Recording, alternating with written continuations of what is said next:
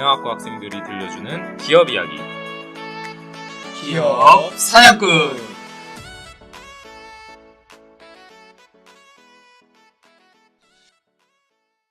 안녕하세요. 기업 사냥꾼 두 번째 에피소드 지금부터 시작하겠습니다. 네, 저는 기업 사냥꾼에서 진행을 맡은 안영민이고요. 저는 오늘 늦잠을 자서 녹음 시간에 지각한 최병철입니다. 네, 저는 늦잠을 깨운 허건무입니다. 지금부터 그럼 본격적으로 녹음을 시작하도록 하겠습니다. 네, 저희가 1화를 녹음하고 딱 일주일 정도가 지났는데 지금까지 저희 팟캐스트를 들어주신 분이 팟빵 사이트에서 48분이 계셨고요.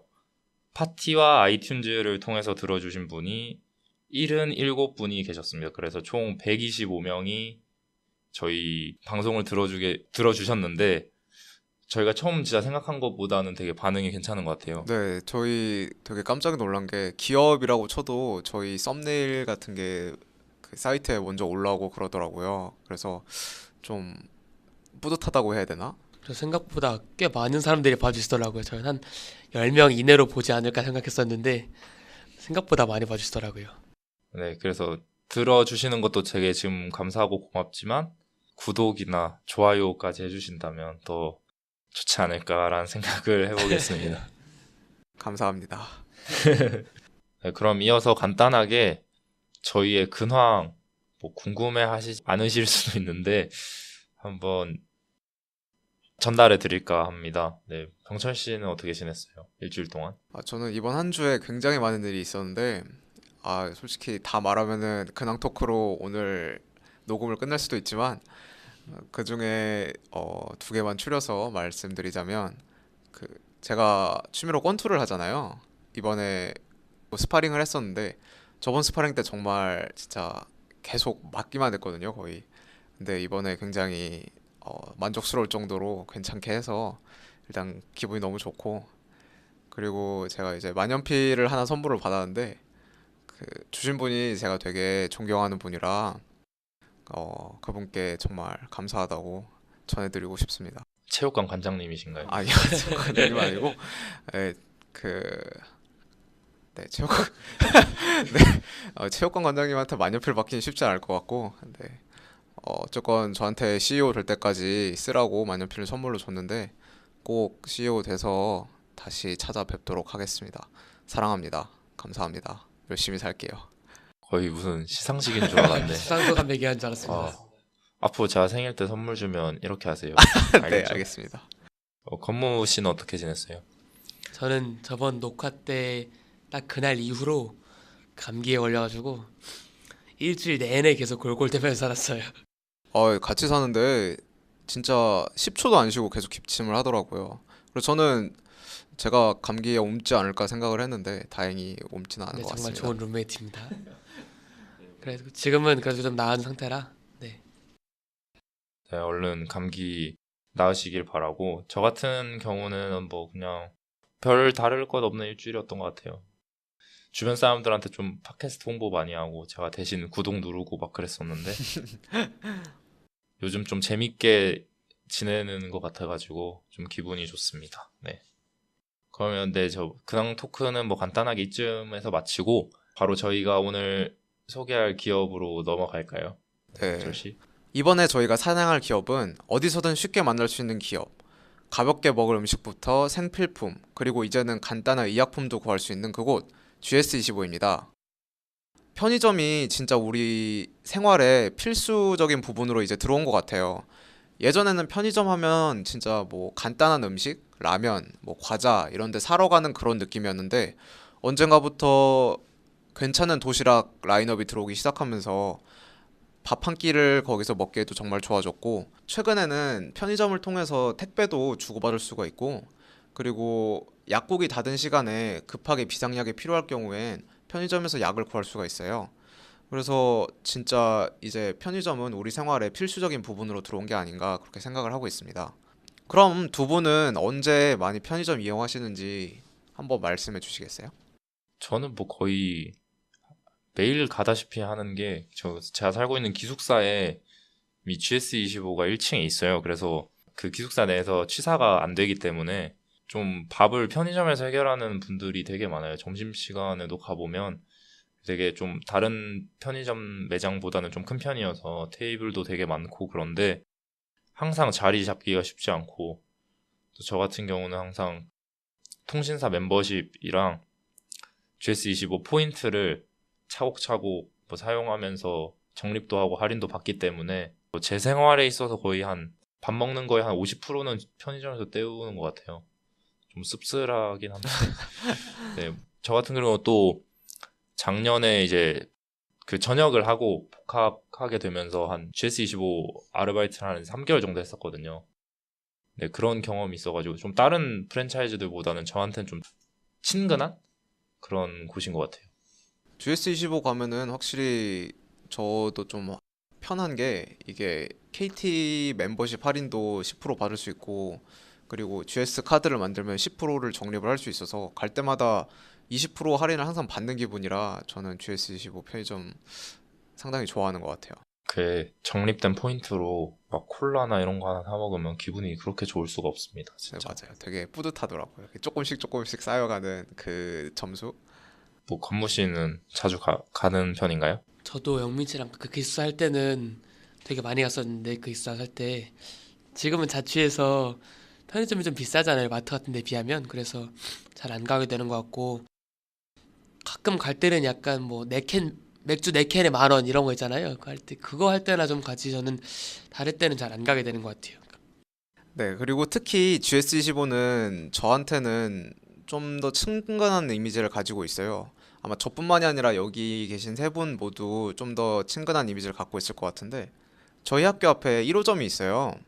그리고 거기 가면은 GS25 1990년 1호점에 대한 동판이 이렇게 붙어 있는데 사실 뭐 1호점이라고 해서 더 특별한 건 없는 것 같아요. 저는 개인적으로는 1호점에만 있는 특별 상품 같은 거 있잖아요. 그런 게 있으면 좋을 것 같아요. 일본에 가면은 그 지역에 가면은 거기에만 있는 좀 특별한 상품 이런 게 되게 잘 돼 있잖아요. 그런 식으로 GS25도 1호점 특별 메뉴, 뭐 제주점 특별 메뉴 뭐 이런 식으로 있으면 더 좋지 않을까요? 그 지역별 특성을 살리는 편의점의 메뉴 같은 거. 네네. 저는 개인적으로 그런 거 있으면 좀 좋을 것 같아요. 이제 저희 청취자 분들께서 마음만 먹으시면 저희가 어느 학 다니고 있는지 아실 수 있을 것 같네요. 1호점의 위치만 찾으시면 됩니다, 여러분. 뭐 그렇게까지 저희의 학교를 궁금해하실 분은 없을 것 같지만 그렇게까지 관심 가져주시면 오히려 감사하죠, 진짜. 구독도 같이 해주시면 감사하겠습니다. 뭐 어쨌건 이제 GS15에 대한 얘기를 좀 더 하자면 먼저 LG 그룹과 GS 그룹에 대한 얘기를 간단하게 해야 될 것 같아요. 원래 GS25라는 편의점은 LG25라는 편의점이었어요. 근데 2005년에 LG그룹과 GS그룹이 분리가 되잖아요. 그러면서 이제 편의점 유통은 GS가 가져가게 돼요. 그렇게 해서 그때부터 이름이 GS25로 바뀌었어요. 그런 GS25의 좀 독특한 점이라고 뽑자면 지금 편의점 그 시장을 보게 되면은 탑3라고 할 수 있는 편의점이 CU, GS25, 그리고 세븐일레븐 이렇게 세 편의점이 우리나라에 가장 많이 들어와 있는데 그중에 GS25는 최초의 그 순수 국내 자본 프랜차이즈 편의점이라는 점에서 좀 그 의의를 갖고 있을 것 같아요. 네, 뭐 다른 두 업체들 같은 경우는 외국에서 뭐 상호가 이미 사용되고 있는 업체들이었기 때문에 네, 그렇죠. 아무래도. GS25는 약간 상징성이 있긴 하죠. 국내에서 첫 사례로서. 그렇게 출발하게 된 GS25는 가파른 성장을 하게 되는데 저는 개인적으로 그 강점이 도시락에서 온 게 아닐까라고 생각을 하고 있어요. 해자라는 말을 쓰잖아요, 사람들이. 가격 대비 좀 더 푸짐하거나 양이 많을 때 가성비가 좋을 때. 네네 해자라는 말을 쓰는데 그 해자 도시락도 GS 도시락 중 하나거든요.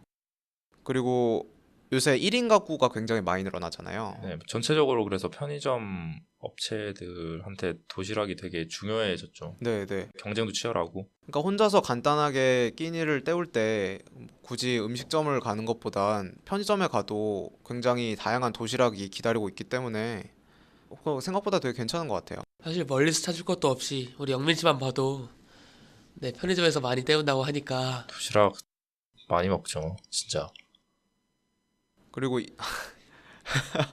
너무 약간 좀 뭔가 안타까운데 저희랑 같이 아침도 좀 먹고 네, 저희 연락할 테니까 점심도 같이 먹고 해요.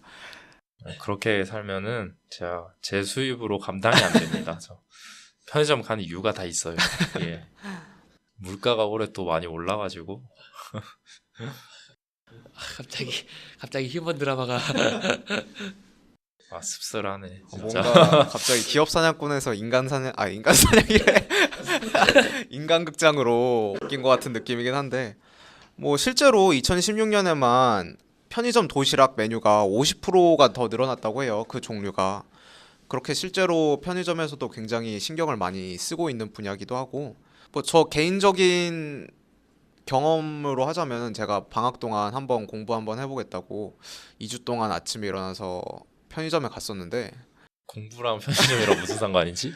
제가 꼭 아침은 먹어야 되는 스타일이라 그러니까 아침에 일찍 일어나서 편의점 밥 먹고 약간 도시락 도서관 가는 근데 항상 제가 좀 푸짐하게 먹어서 도서관에서 약간 좀 잤던 것 같은데 뭐 어쨌건 저는 시험은 괜찮게 본 것 같아서 시험은 잘 봤죠. 네 시험은 또 괜찮게 봐가지고 어쨌건 그렇게 고속 성장을 이룬 GS25는 현재 한국에서 가장 존경받는 기업의 12년 연속으로 1위에 당선? 12년 연속 1등이에요? 네네네. 전혀 몰랐던 사실. GS25 사이트에 들어가면은 나와 있고 이게 또 뭐 분야가 또 여러 가지가 있어요. 뭐 편의점 분야, 뭐 유통 분야, 뭐 전자 분야 이렇게 여러 가지 분야가 있는데 뭐 그 중에서 KCSI 한국 산업의 고객 만족도에서도 12년 연속 1위를 달성했고 KSSQI 한국 서비스 품질 지수에서도 역시 여기서는 연속은 아니고 1위를 12번 이상 수상을 하였습니다. 이렇게 성장한 GS25에는 그 그늘 또한 존재했는데 그 부분부터는 건무 씨가 또 이어서 설명을 해드리도록 하겠습니다.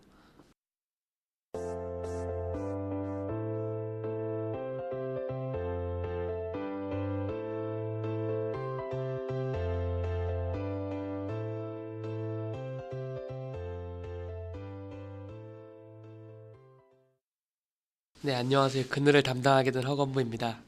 방금 전에 병철 씨가 한국에서 가장 존경받는 기업 1등이라고 말씀하셨는데 제가 찾아본 거랑은 약간 거리가 있거든요. 거기에 대해서 말씀드릴게요. 먼저 GS25 편의점은 GS 리테일이라는 기업에서 하는 건데 GS 리테일에서 갑질 논란이 있었어요. 납품업체와 관련된 거 그리고 가맹점과 관련된 거 두 가지가 있습니다. 먼저 납품업체와 관련된 거는 GS 리테일이 납품업체에 판매 장려금을 요구하다가 받아들여지지 않자 그 보복성 조치를 취한 건데요. 방금 전에 말씀드린 것처럼 GS 리테일은 정직하고 공정함을 강조했는데 이런 일이 있어가지고 해당 논란이 더 거세진 전망이라고 네, 기사를 봤고요. 그리고 가맹점에 관련된 거는 그 가맹점이 되게 많은데 가맹점 매출이 잘 나오는 데가 있고 아닌 데가 있고 그리고 가맹점 주한테 돌아가는 게 생각보다 많지 않은 구조예요. 우리나라 프랜차이즈 구조가. 근데 가맹점주가 너무 안 되면은 매출 부진에 따르면 막 계약 해지하고 그만하겠다라고도 많이 하잖아요. 근데 그럴 때 위약금을 물게 돼요. 근데 경영난을 이유로 편의점 점포를 폐업한 경우에 계약 잔여 기간이 3개월 이상 남았을 때는 6개월분의 가맹 수수료를 내게 됩니다. 근데 이 가맹 수수료가 매출에 20%인가 25%를 떼거든요. 세잖아요. 그건데 그거에 6개월치를 그쵸, 한 번에 6개월치를 내야 되는 거죠, 거구나. 위약금으로. 그러니까 안 그래도 매출 부진 때문에 힘들었던 가맹점주한테는 되게 큰 피해가 아니라고 할 수 없겠죠. 그것 때문에 실제로 자살까지 하신 분도 계시고 근데 생각보다 쉽지 않은 문제인 것 같긴 해요. 그렇죠. 경영난으로 이제 폐업을 하게 된 건데 거기서 더 많은 돈을 이제 본사 측에 내야 된다고 하는 거는 진짜 가맹주 분들 입장에서는 좀 되게 불합리하다고 생각할 수도 있을 것 같아요. 이거는 사실 근데 GS25만의 문제는 아니고 그 프랜차이즈 수익 구조 자체에 우리나라는 그런 문제점이 있어서 언젠가는 사실 보완이 필요한 부분이라고 생각은 되긴 합니다. 네, 그 다음은 벤처기업 표절 논란인데요. 여러분 혹시 페이스북에 72초 TV라는 거 아세요? 네, 저 한 번씩 봤던 것 같아요. 저도 가끔 네, 거기 생각보다 되게 창의적인 영상이라고 해야 되나? 그런 게 좀 올라오더라고요. 모바일 컨텐츠 제작하는 스타트업인데 GS25 공식 페이스북 계정에서 와인 신제품 넘버9 크로이처라는 홍보 영상이 한번 올라온 적이 있어요. 근데 그 영상 도입부가 72초 TV의 영상과 문구와 배경색만 다르고 전개 방식, 배경 음악, 뭐 그래픽 디자인이 너무 흡사해서 심지어 그 페이스북 댓글에도 이거 72초 TV 아니냐, 뭐 이거 허락은 맞고 하는 거네, 이런 글들이 많이 올라왔어요. 그래서 논란이 커지자 72초 TV의 대표분이 어처구니 없는 일이다 라고 말씀까지 하면서 소송을 해봤자 대기업 대상으로 얻을 게 뭐가 있겠냐 입장을 밝히셨는데, 결국 GS 리테일도 잘못을 인정하면서 공식적인 사과문을 올렸어요. 근데 그게 표절 문제가 불거진 지 2주 만에 올려서 너무 늦은 거 아니냐, 너무 늦게 보냈다 하고, 심지어 페이스북에 사과문 올리면서 하단에다가 해시태그 미안해요, 해시태그 사과, 이렇게 해시태그를 붙여서 진정성이 너무 떨어진다는 그런 네, 지적도 있었고요. 이게 팔로워 수 늘리려고 하는 것도 아니고 그게 그렇게 있으면은 사실 SNS 하시는 분들은 좀 아시겠지만 이 해시태그 미안해요, 이게 진짜로 그 미안하다는 뜻을 담았다고 보기에는 이거 생각보다 꽤 의미가 그냥 한 번 더 매기는 건데 그게 원래. 그죠, 더 매기는 것 같죠. 네, 그래서 저는 일단 여긴 여기까지 하고, 그 다음 논란은 스누피 우유 패키징 논란입니다. 여러분 혹시 스누피 우유 드셔보셨나요? 네네 그거 스누피 제가 사실 좀 좋아하는 애니메이션 중 하나라 그냥 뭐 딱히 더 선호하는 음식이 없으면은 그냥 그거 하나 마시고 가는데 그게 원래 처음에 출시했을 때 엄청 막 페이스북 같은 데서 화제가 많이 됐던 게, 제가 카페인 함량이 심하게 높아가지고 그거 먹으면 사람들이 뭐 시험 기간에 스누피한테 한번 도전했다가 잠을 못 잤다고 막 그런 게 너무 많아가지고. 그거랑 관련된 얘기인데 PB 상품으로 나온 거거든요, 이게. 근데 방금 영민 씨가 말씀하신 것처럼 카페인 함량이 너무 높아서 에너지 드링크 두세 캔을 마시는 것보다 각성 효과가 높대요. 그러니까 이게 진짜 그냥 우유라고 보기에는 너무 카페인 함량이 높은 거죠. 근데 그렇게 카페인 함량이 높은데 정작 표지에는 귀여운 스누피 그림이 그려져 있어가지고, 병철 씨처럼 스누피 좋아하는 사람 성인들은 사실 문제가 없는데 어린이들이 사실 스누피를 많이 좋아하잖아요. 근데 그런 어린이들이 그런 귀여운 스누피 그림을 그려진 음료수를 마시는데 카페인 함량은 에너지 드링크 두세 캔보다 높으니까. 약간 이것 때문에 그 한국에서 약간 스누피 이미지가 상당히 안 좋아진 것 같은데. 스누피 쪽에서 약간 오히려 문제가 제기가 들어갈 수도 있겠네요, 어쩌면. 진짜로. 아니 약간 몬스터 캔에 뽀로로 그림 붙여놓고 이러면은 최악이다. 최악이야. 그러면 진짜 어린이들이 그냥 별 생각 없이 캐릭터 보고 마셨다가, 사실 저도 음식 고를 때 외형에 좀 신경을 쓰는 편이라 사실 카페인 함량 이런 거 안 보고 저도 그냥 마셨다가 그날 잠이 안 오더라고요. 그래서 논란이 일자 GS25 측에서 제품 권면 양쪽으로 어린이, 임산부, 카페인에 민감자는 섭취에 주의하여 주시기 바랍니다라는 경고 문구를 서로 추가했는데, 사실 그 전에 조금 더 배려가 부족하지 않았나 싶은 생각이 드네요. 좀 출시할 때 신중하지 못했던 게 아닌가 라는 생각이 듭니다. 아니 도대체 어떤 우유를 만들었으면 카페인이 그렇게 높게 나올 수가 있죠? 사실 뭘로 만들었는지는 잘 모르겠는데 아마 그게 종류가 여러 개인데 스누피 우유가 커피 우유만 좀 함량, 그게 카페인 함량이 높을 거예요. 그래서 네, 뭐 그렇대요. 네, 그렇대요. 그리고 GS집에서 마지막 논란거리는 재벌 컵밥 얘기인데, 여러분 혹시 컵밥 아시나요? 노량진에서 되게 유명한 걸로 저도 알고 있는데 아직 가본 적은 없거든요, 제가. 제가 알기로 또 영민 씨가 컵밥 좀 좋아하는 걸로 알고 있는데 제가 아까 말씀드렸는데 제 그 식생활 50%가 그 편의점 도시락이면 나머지 50%가 컵밥입니다. 컵밥은 그거 저희 학교 근처에 있는 그거 말씀하시는 거죠? 네, 지금 제가 거기 쿠폰 12번 모아서 한 번 다 썼거든요. 그리고 지금 또 한 4번 정도 모았으니까 네, 사장님이랑도 많이 친해요. 그것처럼 그 컵밥이 노량진에서 유명한 건데, 그 노량진 컵밥이 없어진 건 아세요, 여러분? 마크가 없어졌나요? 없어졌어요? 그 주변 식당가에서 손님을 뺏긴다면서 구청에다가 민원을 넣었대요. 식사료 판매는 문제가 있지 않냐, 노점에서 파는 게. 단속 요청을 해서 많이 없어졌는데 그 빈자리를 GS25가 대체를 했어요. 사실 이거 좀 문제가 될 만한 요지가 있는 게, 요즘 말 많은 게 골목 상권 얘기가 많잖아요. 근데 GS15는 꽤나 큰 기업이고 꽤 큰 기업 정도가 아니죠. 네, 큰 기업이 점포수가 1등이니까 우리나라에서는. 근데 구청이 노점상 단속에 들어가서 노점상이 없어졌는데 그 자리를 GS15가 치고 들어가서 컵밥을 출시했어요.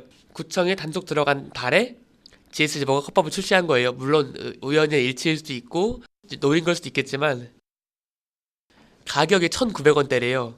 상당히 저렴하잖아요. 그래서 노점에서 못 사 먹는 소비자들이 GS25로 발길을 돌린 거예요. 그러면은 그 아까 막 말씀드린 것처럼 골목 상권 문제가 야기될 수밖에 없는데.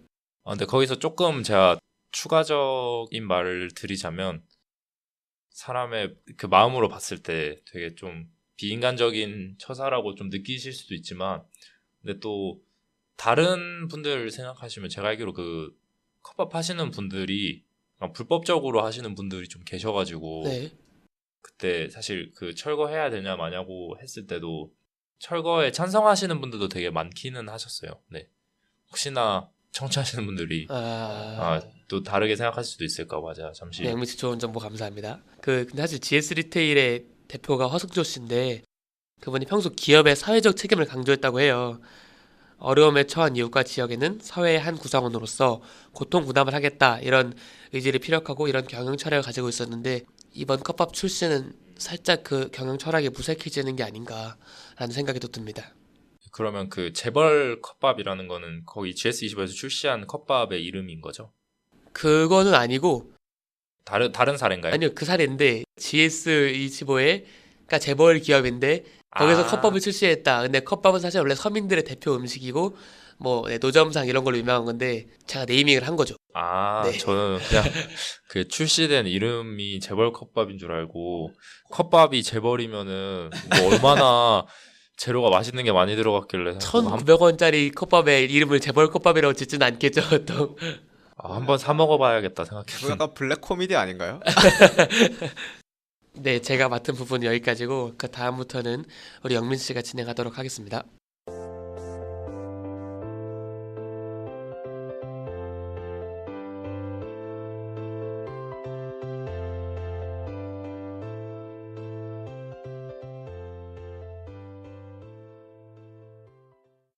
너희 그거 알고 있니?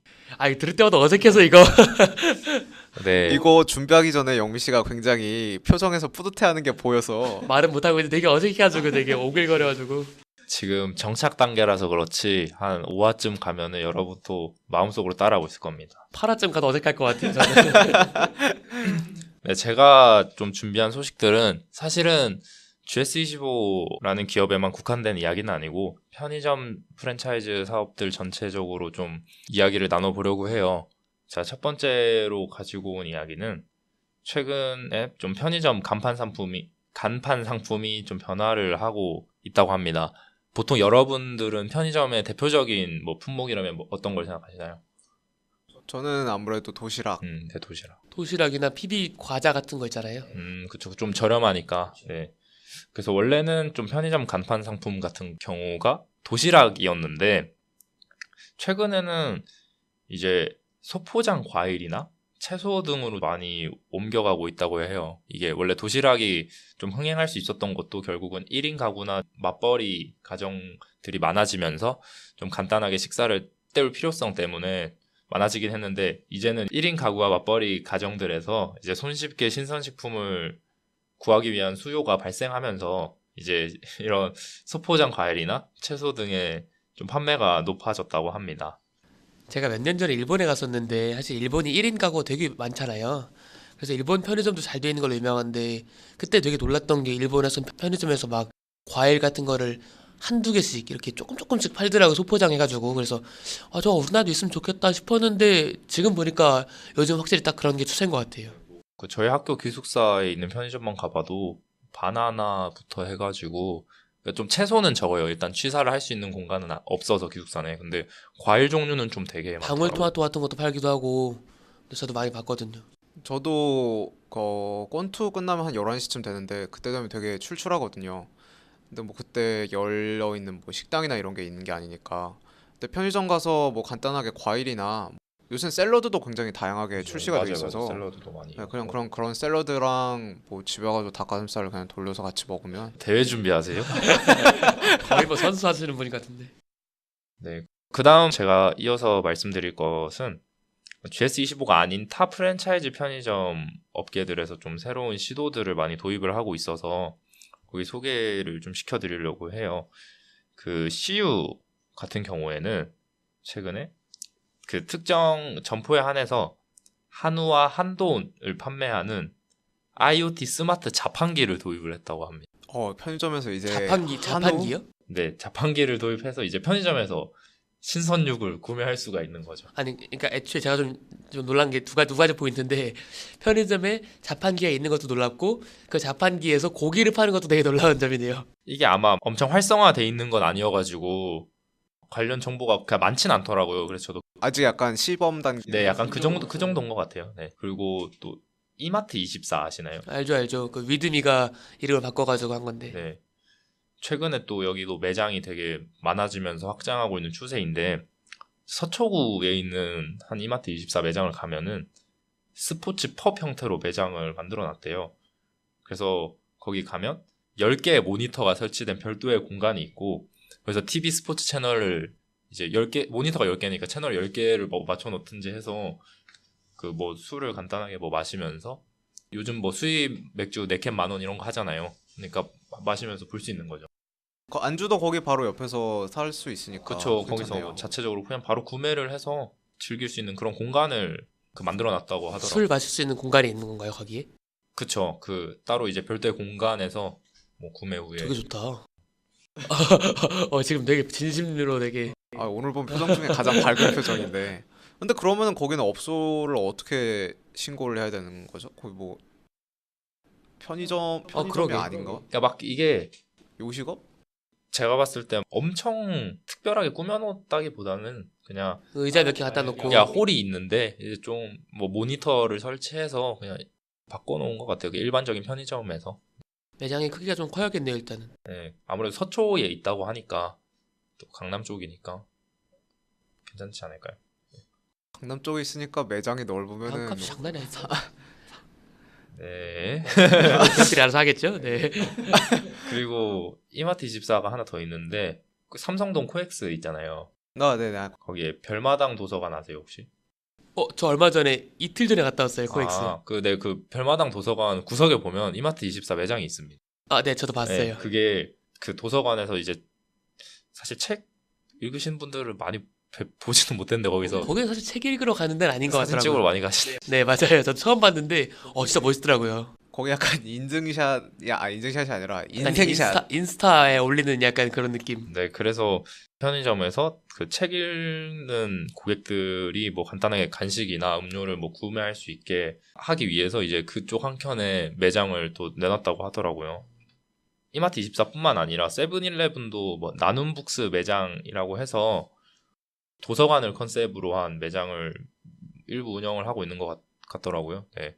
근데 다각화적인 이런 운영이 사실 소비자 입장에서는 되게 좀 신선한 경험이 될 수도 있지만 반대로 이제 가맹주 분들한테는 좀 부담이 될 수 있다는 비판적인 시각이 존재를 해요. 왜냐하면 이러한 차별화된 매장을 운영하기 위해서는 별도의 인테리어 비용도 또 발생이 하게 되고 또 컨셉에 따라서 이제 매대 수라고 하죠. 그 상품 수를 좀 줄여야 되는 경우가 있을 수 있어서 이거는 그렇죠. 또 직접적으로 매출이랑 연관이 되는 부분이기 때문에 기존 매장보다 약간 위험이 있을 수 있죠. 그런 이유들 때문에 좀 비판적인 시각이 존재하고 있는 것 같습니다. 네.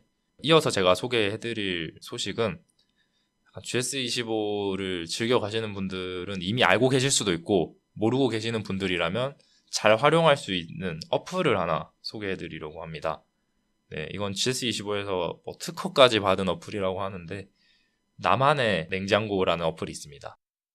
이거 진짜 괜찮은 어플이에요. 네, 제가 앞서 말씀드렸듯이 GS25 편의점 알바를 했었는데 그때 당시 약간 얼리 어답터 분들이라고 하실 수 있죠. 뭐 그런 분들이 되게 많이 쓰시더라고요. 약간 이게 어플 하나로 멤버십 할인이나 적립도 가능하고 결제도 가능하고 심지어 여기 전 제일 마음에 들었던 게 뭐냐면 보통 편의점에 1+1이나 2+1 행사를 많이 하잖아요. 네, 맞아요. 근데 뭐 주변에 뭐 친구나 같이 간 경우라면 상관이 없는데 혼자 갔는데 막 2+1을 사서 음료수가 3개가 생긴 거예요. 그러면 한 번에 좀 처리하기가 곤란한데 이제 나만의 냉장고 어플을 사용하면 하나를 구매를 하고 나머지 뭐 2개를 킵해둔다거나. 킵을 네. 해두는 거죠. 그러니까 말 그대로 그냥 이제 어플에 등록을 시켜둬서 나중에 필요할 때 아무 매장이나 가서 이 바코드만 보여주면 딱 찍으면 이제 제가 가져갈 수 있는 거죠.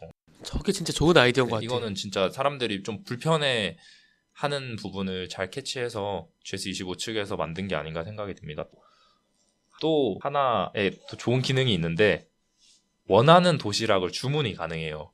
이게 예를 들어서 제가 치킨 도시락을 되게 좋아하는데 맛있다 보니까 사람들이 너무 금방 구매를 해버리셔가지고 가면 없을 때가 종종 있거든요. 근데 이제 나만의 냉장고 어플을 이용하면은 원하는 날짜에 원하는 그 도시락을 예약이 가능해요. 그러니까 주문을 하는 거죠.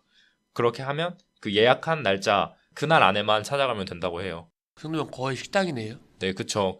그 일부 뭐 이거는 가맹점주 분들에 따라 다르긴 한데 제가 블로그에서 어떤 분이 이 기능을 사용하시는 후기를 보았는데 그 매장은 가맹주 분들이 이렇게 예약된 도시락이 들어오면 자, 리본으로 비닐봉지를 묶어가지고 정성스럽게 이렇게 냉장고에 따로 별도로 보관하고 계신다. 그거 너무 좋다. 저는 되게 서비스를 되게 중시하는 스타일이거든요. 도시락 하나를 받아도 기분 좋게 받을 수 그쵸, 있는. 그거 되게 잘했다, 그거 진짜. 되게 소소한 건데 그쵸, 되게 별거 아니거든요. 마지막으로 이제 그 편의점 사업에 대해서 두 분께 여쭤보고 싶은 의견이 있습니다.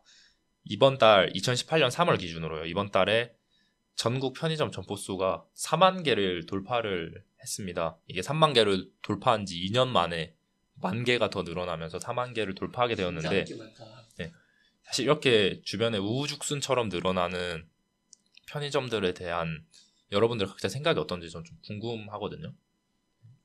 사실 저는 이게 소비자 입장에서 되게 편하죠, 일단. 어딜 가도 집 근처에 바로 편의점이 있고, 편의점은 또 특성상 24시간 하잖아요. 그러니까 소비자 입장에서 되게 편하고 좋은데, 이게 문제가 되는 건 그 생산자 분들이잖아요. 그러니까 그 골목 상권의 분들이나, 그리고 심지어는 그 가맹점 내에서도 문제가 약간 있을 수 있는 게, 가맹점끼리 너무 가까우면 또 가맹점의 매출이 떨어질 수가 있잖아요. 그러면 가맹점 두 분께서 가져가시는 게 너무 적어지니까 저는 약간 골목 상권 분들과 가맹점주 분들을 고려하면 그렇게 마냥 좋다고 보기만 좀 어려울 것 같아요. 저도 뭐 건무 씨랑 좀 겹치는 부분이 있는 것 같은데 제가 여기 사는 데 말고 이제 그 부모님 계신 집으로 가면은 이제 거리를 걸으면 한 10분 걸어가면은 그냥 눈에만 보이는 편의점이 한 7개, 8개는 되거든요. 저 같이 갔잖아요. 아, 맞네. 너도 맞아요. 왔어. 진짜 많더라고요. 거기 뭐 GS, CU, 이마트 24 그리고 뭐 동네 약간 소규모 그거 없어졌다. 그거 없어지고 이마트로 또 바뀌었어요. 네. 그래서 이마트 24가 2개가 있고 GS도 2개가 있고 CU도 3개인가 있고 굉장히 많아요. 그래서 근데 아직까지는 이게 1인 가구 증가도 있고 최근에 뭐 유통업계나 이런 데가 좀 부진하는 와중에도 그 편의점 사업은 거의 10%대 성장 계속 유지하면서 커왔거든요. 그래서 아직까지는 조금 더 늘어나도 저는 괜찮을 것 같아요. 아직 1인 가구 증가도 남아있고. 근데 저는 확실히 더 늘어나면 좀 위험하겠다고 생각을 하는 게 결국은 한계에 부딪히잖아요. 그리고 카니벌라이제이션이라고 하나? 아까 맞아요. 건무 씨가 말한 건데 결국 근처에 있는 편의점끼리 서로를 잡아먹고 있는 형태가 되잖아요. 그리고 또 편의점이라는 데가 24시간 계속 열려 있다 보니까 뭐 매장 관리비라던가 인건비라는 건가 이런 것도 계속 들어가서 만약 근처에 그 같은 뭐 GS 편의점이 있다 보면은 소비자 입장에서는 편하죠. 근데 본사 입장에서는 좀 불필요하게 비용이 더 많이 들어가는 게 아닌가 저는 그렇게 생각을 해요.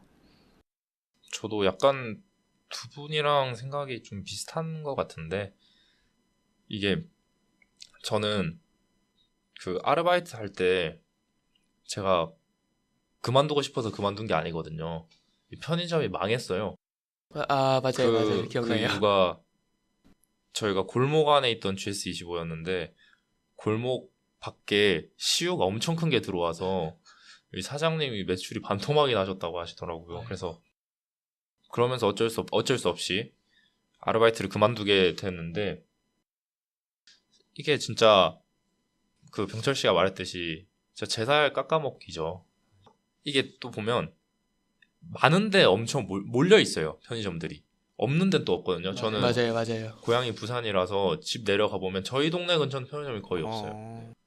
네, 뭐 지하철역 근처에 뭐 한두 개씩 정도 있는데 그래서 전 집을 가면 편의점 그걸 먹고 되게 싶은데 웃긴 게 매장 수는 진짜 많은데 골고루 분포되어 있는 게 아니고 몰려있는 데만 진짜 몰려있더라고요. 그러다 보니까 진짜 약간 저번 시간에 다룬 스타벅스 같은 느낌 아닌가요? 있는 데는 엄청 많고 없는 데는 없고. 원래 프랜차이즈를 다 그런 식으로 운영을 하나 봐요. 네, 그래서 사실 좀 너무 무분별하게 많아지면 차별화도 사실 힘들고 운영하시는 가맹주분들도 힘들어지실 수도 있죠. 네. 그렇다 보니까 저 역시도 이제 좀 그만 많아졌으면 좋겠다라는 생각에 좀 어느 정도 동의를 할 수 있을 것 같습니다. 사실 저는 아까 병철 씨가 얘기하다가 브랜드 생각난 건데 요즘 1인 가구가 많아지고 있는데 아까 영민 씨가 말씀하신 것처럼 편의점에서 요즘 소포장으로 해서 상품이 많이 나오잖아요. 그런 거를 편의점에서 많이 다루니까 편의점 수가 좀 더 많아지는 것도 갑자기 또 괜찮을 것 같다는 생각이 불현듯 드네요. 왜냐면 마트에서는 소포장으로 팔기가 좀 힘들잖아요. 그 운영 구조상. 그죠? 좀 약간 여러 개 묶어서 팔죠, 한 네, 번에. 그래서 편의점이 더 많아지는 것도 저는 갑자기 괜찮을 것 같다는 생각이 드네요. 네, 근데 저는 원래 조금 다른 관점의 이야기이긴 한데 제가 그러니까 한국이라는 나라에 대해서 외국인들이 예를 들어서 관광을 왔는데 너무 편의점들밖에 없으면 되게 좀 이상할 것 같긴 하거든요. 그러니까 관광을 왔는데 뭐 한국에서 뭐 가장 인상적이었던 게 어떤 것이 있었습니까? 물어봤는데 외국인이 편의점이 되게 많은 게 신기했어요. 약간 이런 말을 들으면 되게 이상할 것 같아요. 그게 이거는 그냥 잘라야겠다. 결론은 못 내리겠. 편의점을 비하는 건 아니지만 좀 그래도 다양한 매장들이 있었으면 좋겠다. 그쵸. 그러니까 막 전통시장이라든지 저는 이런 게 좀 활성화됐으면 좋겠다고 생각하는 사람 중 한 명이라서. 진짜 그 나라의 특색이 좀 살아있는. 그렇지 나라 고유의 개성이 살아있는 근데 편의점은 그런 게 전혀 없진 않지만 그래도 많이 적용하기 힘드니까 저 세븐일레븐은 미국에 가도 있고 일본에 가도 있고 어딜 가도 있잖아요. 근데 동네 앞에 있는 슈퍼는 또 그 나라만의 약간 특색을 보여줄 수 있는 점 중 하나라고 저는 생각을. 아날로그적인 맛도 있고 그쵸. 그래서 너무 많아지진 않았으면 좋겠다라는 생각이 있습니다. 뭐 그럼 이쯤에서 저희 생각 다 마무리하면 될 것 같아요. 네, 오늘 뭐 저번 녹음보다는 더 뭐 스무스하게 별 문제 없이 뭐 녹음 완료한 것 같네요. 그래도 우리 나름 한번 해봤다고 꽤나 수월하게 했어요. 되게 이번에는 중간에 끊지도 않고 한 번에 이렇게 50분 가량 녹음을 했는데 네, 또 이제 편집하는 일이 남았죠. 되게 네. 신기한 게 그 저번에 다들 길고 루즈하다는 말이 많아서 제 부분을 과감히 뺐는데 많이. 근데 총 녹음 시간은 별 차이가 없네요. 네, 저희 쓸데없이 말이 많았나요? 또 근데 또 이것도 편집하고 나면은 많이 줄어들긴 네네. 하겠죠. 그래서 네. 오늘 그보다 저는 건무 씨한테 좀 박수를 보내는 게 지금 제 앞에 앉아 있는데 한 50분 중에 한 10분은 건무 씨 코 푸는데 썼을 것 같아요. 네, 지금 저기 콧물 가득한 휴지가 산처럼 쌓였거든요. 그래서 좀 안타까우면서도 이렇게 열심히 하는 모습에 이렇게 박수 보내고 열일합니다. 싶습니다. 그래서 혹시나 건무 씨 목소리를 들을 때 조금은 불쾌하다니요. 되게 울컥했네요. 불편하실 수도 거부감이 있는데 될 수 좀, 있죠. 네, 예, 맞아요. 좀 청취자분들의 좀 양해를 구하면서 이번 방송을 좀 마무리해 보도록 하겠습니다. 네, 저희 방송은 안드로이드는 팟빵 파티 어플에서 들으실 수 있고요. 아이폰은 아이튠즈 팟캐스트 어플에서 들으실 수 있습니다. 그래서 구독과 좋아요 눌러주시면 정말 감사하겠습니다. 네, 그러면 지금까지 기업사냥꾼이었습니다. 안녕. 안녕.